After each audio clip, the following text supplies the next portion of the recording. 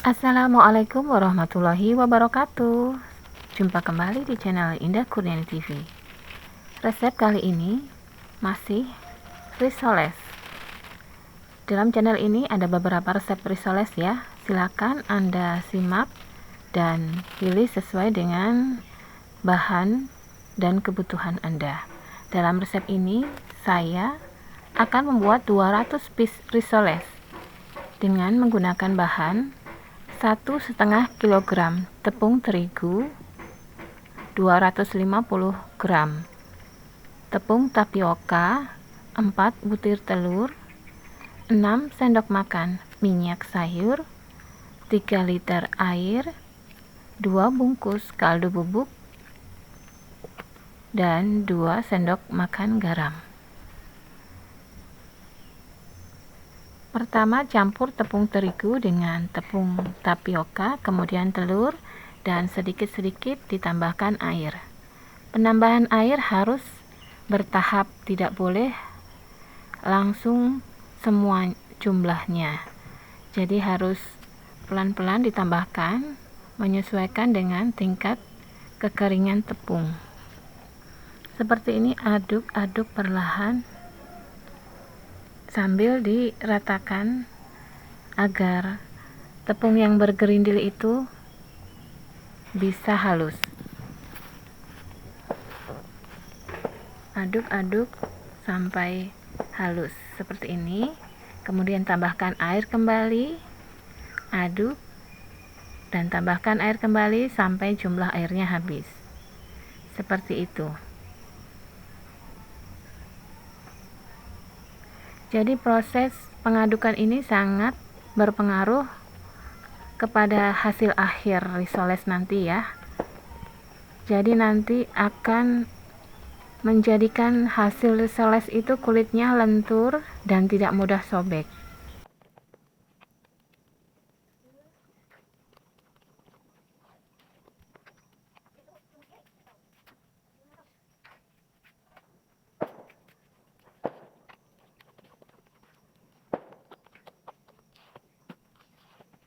Kemudian setelah proses pengadukan selesai,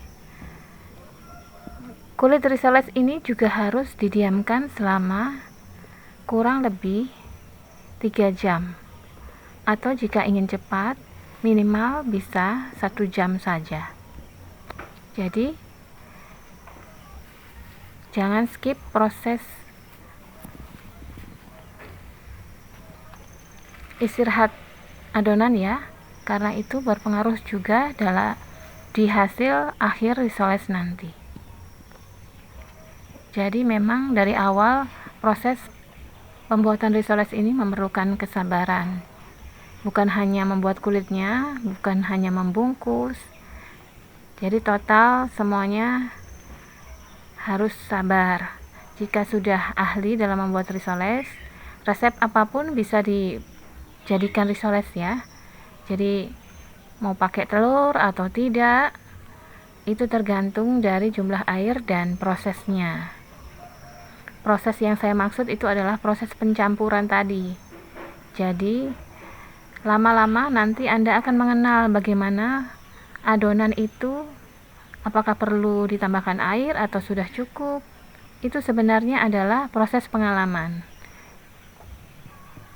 dari berapa kali atau berapa banyaknya Anda mencoba dan bereksperimen. Seperti ini,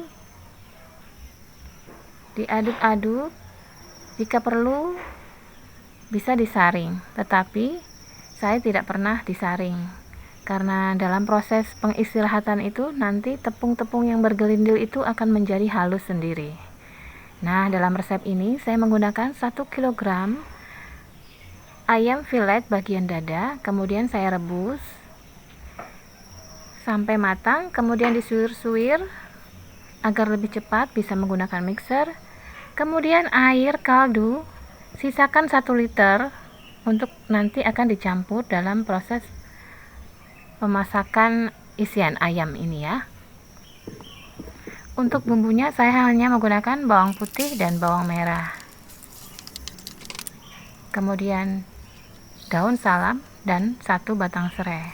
Haluskan bumbu, tumis hingga harum, kemudian masukkan ayam yang sudah disuir tadi, tambahkan sedikit air, kemudian masak. Jangan lupa tambahkan lada. Saya menggunakan 1 saset ladaku.